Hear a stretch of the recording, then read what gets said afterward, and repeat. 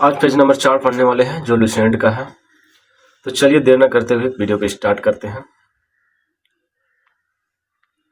आज क्या है, इसमें क्या है, अन्य लेखक पढ़ेंगे। तारानाथ, यह एक तिब्बती लेखक था। इसने कैंग्यू तथा तेंग्यू नामक ग्रंथ की रचना की। इनसे भारतीय इतिहास के बारे में जानकारी मिलती है।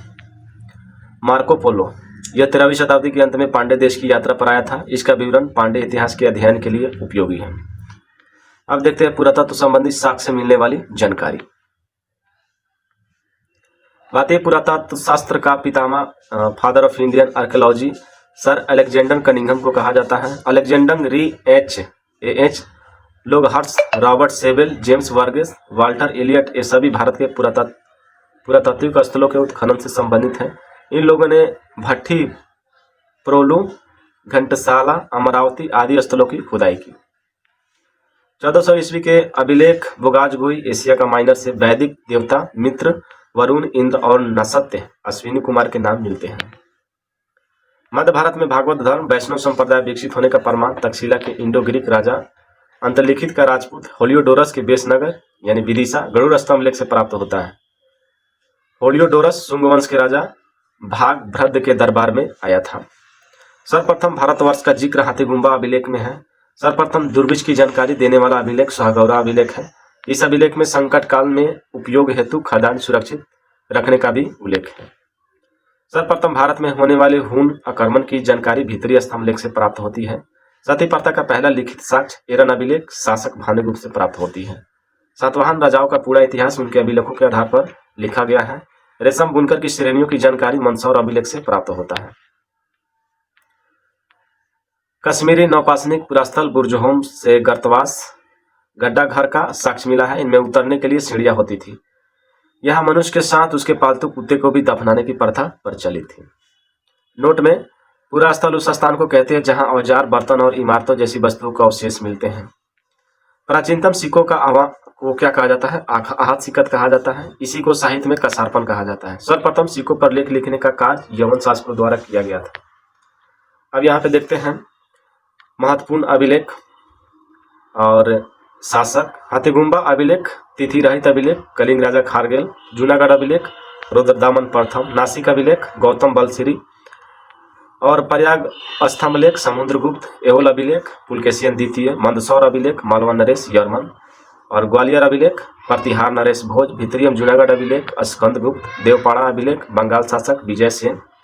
और यहाँ पे इसे संस्कृत में पहला लंबा शिलालेख जारी करने का श्रेय दिया जाता है।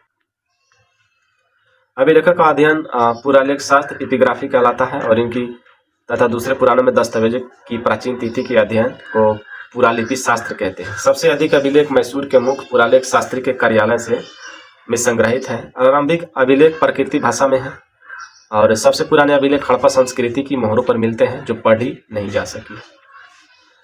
अभिलेखों में संस्कृत भाषा का ईसा की दूसरी सदी से मिलने लगती है और चौथी पांचवी सदी में इसका सर्वत्र व्यापक प्रयोग होने लगा। अभिलेखों में प्रादेशिक भाषा का प्रयोग 9वीं 10वीं सदी में होने लगा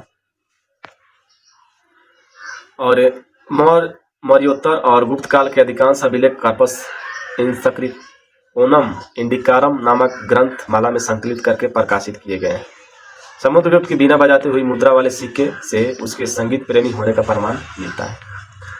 अरिकमेडी पदुचेरी के निकट से रोमन सिक्के प्राप्त हुए हैं। सबसे पहले भारत के संबंध वर्मा स्वर्ण भूमि वर्तमान में म्यांमार, मलाया स्वर्ण भूमि कंबोडिया, कंबोज और जावा यवद्वीप से स्थापित हुए। अब आइए पढ़ते हैं प्रागैतिहासिक काल।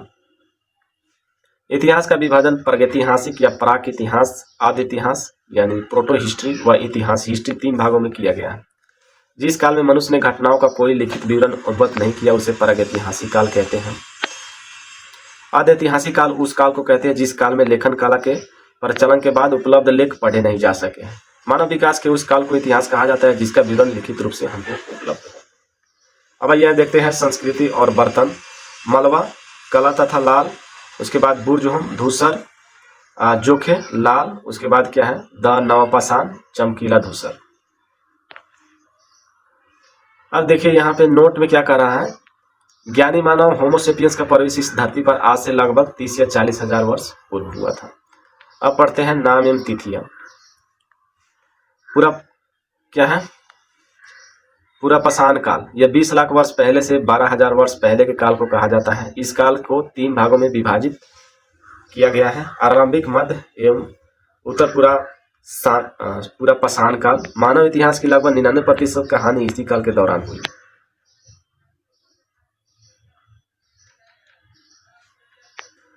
मध्य पाषाण काल, जिस काल में पर्यावरणीय बदलाव मिलते हैं उसे मध्य पाषाण काल कहते हैं। इसका काल लगभग 12,000 वर्ष पहले से लेकर 10,000 वर्ष पहले तक माना जाता है। इस काल के पाषाण औजार आमतौर पर बहुत छोटे होते थे। इन्हें क्या कहा जाता है, माइक्रोलिथ यानी लघु पाषाण कहा जाता है। लकड़ियों के मुट्ठे लगे हंसिया, प्राय इन औजारों में हड्डियों या लकड़ियों के मुट्ठे लगे हंसिया और आरी जैसे औजार मिलते हैं। नवपाषाण काल, इसकी शुरुआत लगभग 10,000 वर्ष पहले हुई थी। अब इधर थोड़ा देख लेते हैं, कुछ महत्वपूर्ण तिथियां देख लेते हैं। मध्यपाषाण काल 12,000 से 10,000 वर्ष पहले। उसके बाद है बचने की प्रक्रिया का आरंभ 12,000 वर्ष पहले, और है नवपाषाण काल का आरंभ 10,000 वर्ष पहले, और मेहरगढ़ में बस्ती का आरंभ लगभग 8,000 वर्ष पहले। अब यहाँ पे देखते हैं अब पूर्व पाषाण युग या पूरा पाषाण काल में मानव की जीविका का मुख्य आधार क्या था, शिकार। पूरा पाषाण काल में आदि मानवों के मनोरंजन का साधन भी थे। तो इस वीडियो में इतना ही, फिर मिलते हैं अगले वीडियो में, तब तक के लिए धन्यवाद।